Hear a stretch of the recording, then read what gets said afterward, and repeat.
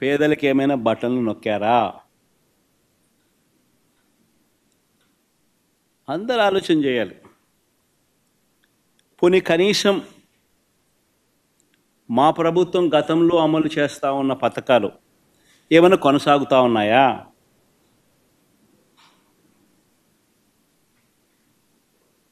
Super 6 లేదు, super 7 లేదు. మా ప్రభుత్వం అమలు చేస్తూ ఉన్న గతంలో అమలు చేస్తూ ఉన్న పథకాలు పిల్లల చదువులకు అవసరమైన పిల్లల చదువులను ప్రోత్సహిస్తూ, ఆ తల్లులను ప్రోత్సహిస్తూ, ఆ పిల్లల చదువుల కోసం, ఆ తల్లుల కోసం ఇస్తూ ఉన్న అమ్మఒడి పాయే, రైతన్నలకు తోడుగా నిలబడే రైతు భరోసా పథకం పాయే, వసతి దీవెన పాయే,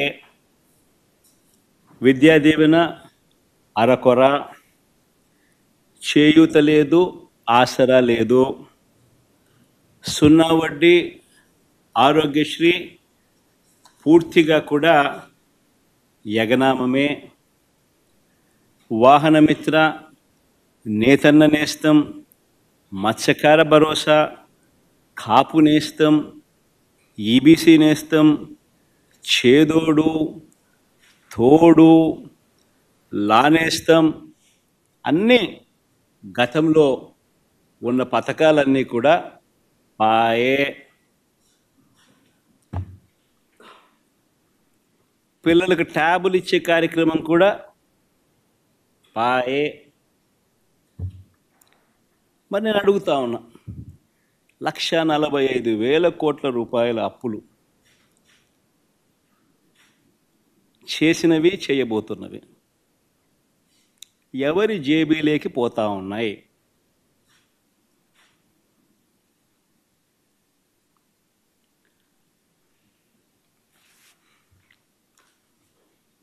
ఈ 9 నెలల కాలంలో పోనీ ఉద్యోగాలు ఎంతమందికి ఇచ్చారు, ఉద్యోగాల పరిస్థితి ఏమిటి అని కూడా కాస్త ఒకవైపు అటువైపు చూస్తే, ఒక్క కొత్త ఉద్యోగం ఇచ్చిన దాఖలాలు లేవు, కానీ ఊడగొట్టిన ఉద్యోగాలు మాత్రం ఏకంగా 2,60,000 ఉద్యోగాలు, వాలంటీర్ల ఉద్యోగాలు పూర్తిగా తీసేశాడు. 18,000 మంది బ్రేవరీస్ కార్పొరేషన్లో 18,000 మంది వాళ్ళ ఉద్యోగాలు పాయే. 2,60,000 మంది వాలంటీర్ల ఉద్యోగాలు పాయే. బ్రేవరీస్ కార్పొరేషన్లో మరో 18,000 ఉద్యోగాలు పాయే. ఫైబర్ నెట్, ఏపీఎండిసి, ఫీల్డ్ అసిస్టెంట్లు, వైద్య ఆరోగ్య శాఖ, ఇలా ఆయా విభాగాలలో వేల సంఖ్యలో ఉద్యోగాలు పూర్తిగా తీసేశారు. ఇవన్నీ ఒక ఎత్తున గ్రామ వార్డు సచివాలయాలలో సైతం పనిచేస్తూ ఉన్న ఉద్యోగస్తులను కూడా, వారిని కూడా సచివాలయాల నుంచి వాళ్ళందరినీ కూడా డిస్లొకేట్ చేసి గవర్నమెంట్ రంగంలో మిగతా డిపార్ట్మెంట్లలో ఎక్కడైనా వేకెన్సీస్ ఉంటే అక్కడ వాళ్ళని సరిదేసే కార్యక్రమం మొదలెట్టాడు. సో ఆ ఇచ్చే ఉద్యోగాలు కూడా పూర్తిగా కుదించే కార్యక్రమం. వాలంటీర్లనైతే ఎలా మోసం చేశాడో మనం అంతా చూసాం. ఎన్నికలకు ముందు వాలంటీర్లకు 10,000 జీతం అన్నాడు. 10,000 బాయ, వాలంటీర్ ఉద్యోగం ఉన్నది బాయ. పోనీ ఉద్యోగస్తులనైనా అంత బాగా చూసుకున్నాడంటే వాళ్ళను మోసమే. ప్రభుత్వం వచ్చిన వెంటనే ఆయన మేనిఫెస్టో ఒకసారి చూస్తే, ఆయన మేనిఫెస్టో ఆయన ఇచ్చిన 143 హామీలు ప్రభుత్వం వచ్చిన వెంటనే అయ్యారన్నాడు. ఇంటరిమ్ రిలీఫ్ ఇంతవరకు 9 నెలలు అయింది. రూపాయి పెంచింది, రూపాయి ఇచ్చి పుణ్యం కట్టుకున్న పాపాన పోల.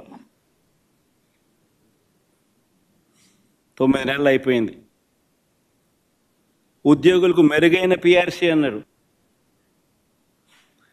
ఉన్న పిఆర్సీ చైర్మన్ బలవంతంగా రాజీనామా చేయించారు. కొత్త పిఆర్సీని ఇంతవరకు ఇలా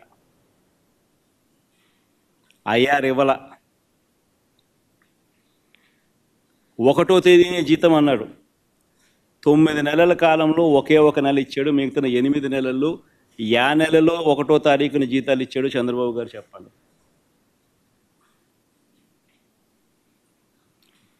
3 డిఏలు పెండింగ్, ట్రావెల్ అలవెన్సులు pending, surrender leave pending, medical reimbursement అన్నీ పెండింగ్. చివరికి ఉద్యోగస్తులకు సంబంధించిన జిఎల్ఐలు, జీపీఎఫ్లు కూడా తాను వాడేసుకుంటా ఉన్నాడు.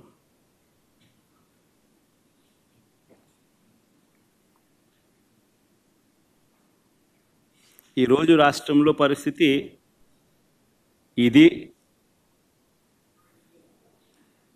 విధ్వంసం, ఆర్థిక విధ్వంసం అంటే ఇది. మరోవైపున ఆంధ్ర రాష్ట్రాన్ని సుస్థిర రాష్ట్రంగా మార్చేందుకు, ఆంధ్ర రాష్ట్రం పొటెన్షియల్ను పెంచేందుకు ఒక విజన్తో రాష్ట్రానికి తన సొంత వనరులు పెరిగేలా శాశ్వత ప్రాతిపదికన రాష్ట్రం మెరుగ్గా ఉండేందుకు పోర్ట్ బేస్డ్ ఇండస్ట్రియలైజేషన్ తీసుకొచ్చే క్రమంలో భాగంగా ఆంధ్ర రాష్ట్రం ఎప్పుడూ చూడని విధంగా మా హయాంలో, అంటే వైఎస్ఆర్సీపీ హయాంలో ఏకంగా 4 పోర్ట్లను కట్టడం మా హయాంలో జరిగింది.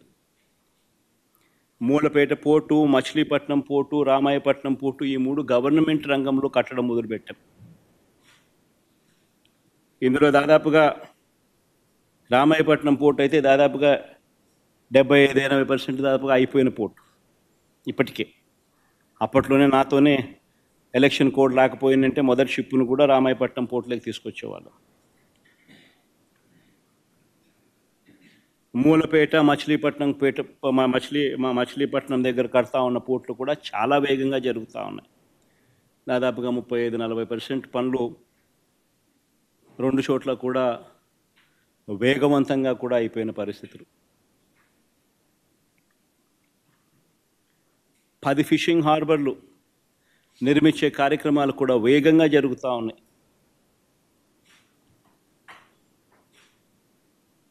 అందులో 1-2 నా హయాం మన హయాంలోనే ప్రారంభోత్సవం కూడా చేసాం. ఇంకొకటి మన హయాంలో పూర్తయింది, ఎలక్షన్ కోడ్ వల్ల మనం చేయలేకపోయినాం. మొన్న ఏదో వీడియో కాన్ఫరెన్సింగ్ ద్వారా మొన్న ఏదో మోడీ గారితో ఏదో ఓపెనింగ్ చేయడం కూడా జరిగింది.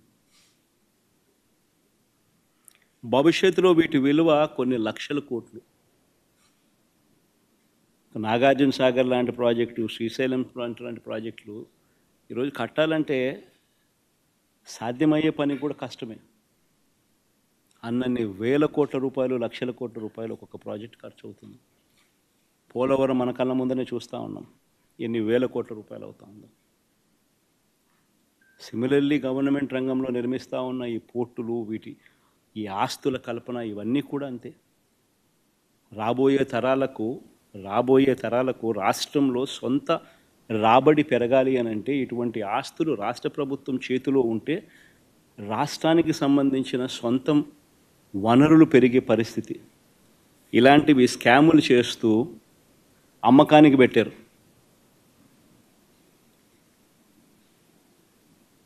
ఆల్రెడీ ఫైనాన్షియల్ టైఅప్ అయిపోయి ఉన్న ప్రాజెక్టులు ఇవన్నీ. ఎవరు దీనికోసం ఫైనాన్సెస్ కోసం ఎతకాల్సిన పనుల.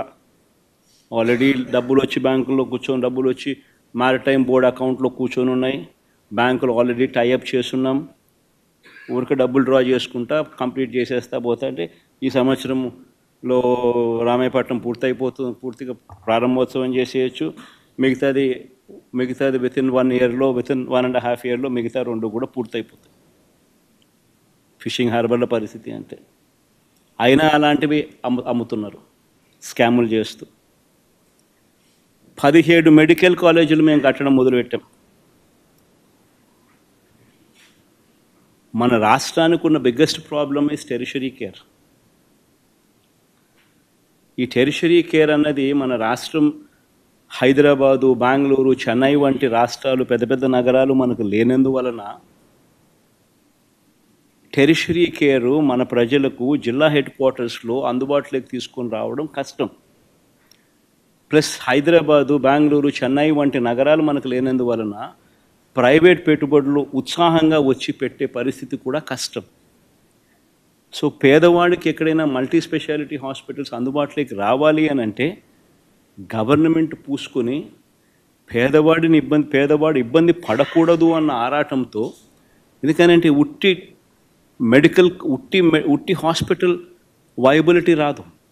హాస్పిటల్కు teaching, if it is made as a teaching hospital, medical కాలేజ్తో ఆ హాస్పిటల్ అనుసంధానం అయితే పీజీ సీట్స్ వస్తాయి, పోస్ట్ గ్రాడ్యుయేట్ చిల్డ్రన్ అందుబాటులోకి వస్తారు, డాక్టర్లు చదువుతూ ఉన్న వాళ్ళు అందుబాటులోకి వస్తారు, నర్సులు చదువుతూ ఉన్న వాళ్ళు అందుబాటులోకి వస్తారు, వాళ్ళందరూ అక్కడ ఇంటర్న్షిప్ చేస్తారు, హాస్పిటల్ ఖర్చులు తగ్గుతాయి, సూపర్ స్పెషాలిటీ హాస్పిటల్స్కి సంబంధించిన ప్రొఫెసర్లు అందుబాటులో ఉంటారు.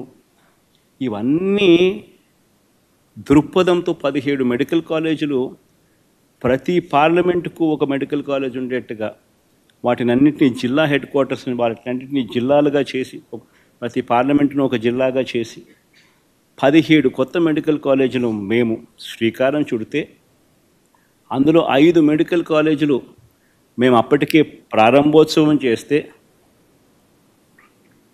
మరో 5 మెడికల్ కాలేజీలు ఈ సంవత్సరమే క్లాసులకు పూర్తి చేసే కార్యక్రమం జరిగితే, మిగతా వాటి పనులు కూడా శరవేగంగా ముందుకు వెళ్తూ ఉన్న క్రమంలో ఇప్పుడు ఏం చేస్తూ ఉన్నారు? స్కాములు చేస్తూ ఆ మెడికల్ కాలేజీలు తమ వాళ్లకు అమ్మేయడానికి ప్రభుత్వం సిద్ధపడింది. ఆశ్చర్యం కలిగించే విషయం, కేంద్ర ప్రభుత్వం బడ్జెట్లో 75,000 మెడికల్ సీట్లు మేము క్రియేట్ చేస్తాం వచ్చే 5 సంవత్సరాలలో. ఈ సంవత్సరం 10,000 మెడికల్ సీట్స్ మేము ఇవ్వడానికి సిద్ధంగా ఉన్నాము, ఇవ్వబోతున్నాము అని చెప్తా ఉంటే, ఒక్క మన ఆంధ్ర రాష్ట్రం మాత్రమే మనకు ఇస్తామన్న సీట్లు మాకు వద్దు అని చెప్పి కేంద్ర ప్రభుత్వానికి వెనక్కి లేఖ రాసిన ప్రభుత్వం దేశంలో ఏదైనా ఉందంటే అది ఒక ఆంధ్ర రాష్ట్రం.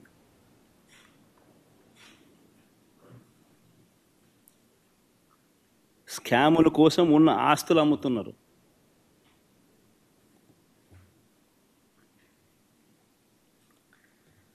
చంద్రబాబు గారి దృష్టిలో సంపద సృష్టి అంటే దాని అర్థం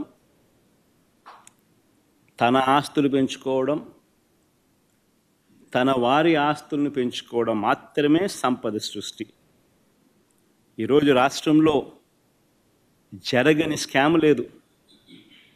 ఈరోజు రాష్ట్రంలో ఇసుక స్కామ్, గతంలో రాష్ట్ర ప్రభుత్వానికి సంవత్సరానికి 750 కోట్లు ఆదాయం వచ్చేది.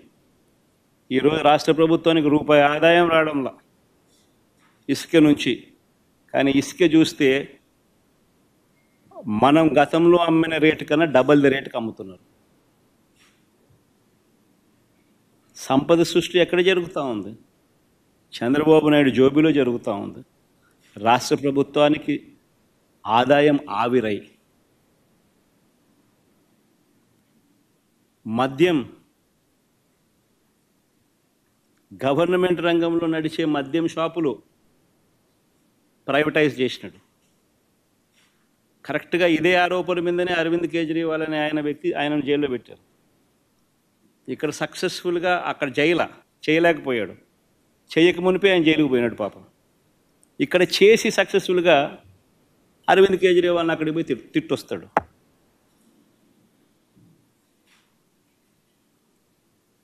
గవర్నమెంట్ రంగంలో ఉన్న మద్యం షాపులను ప్రైవేటైజ్ చేశాడు.